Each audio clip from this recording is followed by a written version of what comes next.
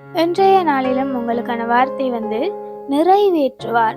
யோபு 23ஆம் அதிகாரம் 14ஆம் வசனம் சொல்லுது, எனக்கு குறித்திருக்கிறதை அவர் நிறைவேற்றுவார், இப்படிப்பட்டவைகள் இன்னும் அநேகம் அவரிடத்தில் உண்டு. தேவன் ஒவ்வொருத்தருக்கும் ஒவ்வொரு தரிசனம் வைத்திருக்கிறார். ஒவ்வொருத்தருக்குமே அவர் குறித்து வைத்ததான ஒரு ஆசீர்வாதம் கண்டிப்பாக இருக்கும். அப்படி அவர் எங்களுக்கு குறித்து வைத்ததான ஒவ்வொரு விடயத்தையுமே தேவன் நிறைவேற்றுவார். யோபுவும் அதைத்தான் சொல்லுகிறார், எனக்கு குறித்ததை தேவன் நிறைவேற்றுவார். நாங்க வேதாகமத்துல பார்க்குற ஒவ்வொரு நபர்கள் மேலும் தேவன் ஏதோ ஒரு தரிசனமோ அல்லது ஏதோ ஒரு அழைப்போ வைத்திருந்தார். ஆனா அவர்கள் ஒவ்வொருத்தரையும் நடத்தின விதம் வேற, ஒவ்வொருத்தரும் நடந்த பாதைகள் வேற. ஆனாலும் தேவன் அவர்களுக்குரியதை அவர்களுக்கு கொடுத்து முடிவிலே ஆசீர்வதித்தார்.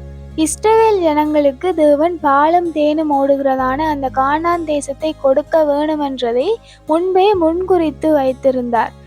அவர் முன்குறித்தது போலவே அந்த கானான் தேசத்தை இஸ்ரவேலரிடத்தில் ஒப்படைத்தார்.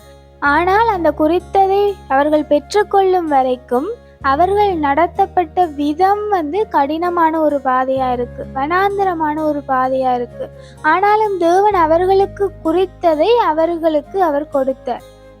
அதே போல நாங்க யோசேப்பை பார்த்தால், யோசேப்புக்கென்று தேவன் ஒரு தரிசனத்தை குறித்து வைத்திருந்தார்.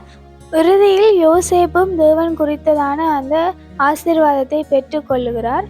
ஆனாலும் அதுவரைக்கும் யோசேப்பு நிறைய பாடுகள், வேதனைகள், துன்பங்களை கடந்து வாரார்.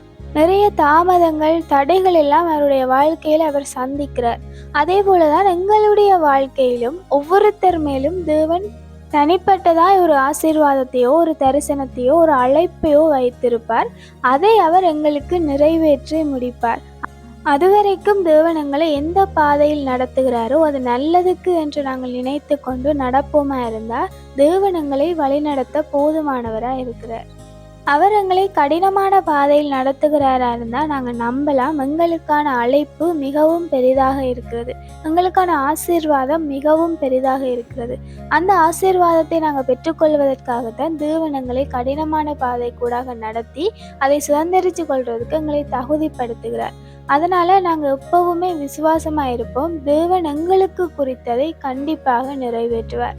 Have a hopeful day.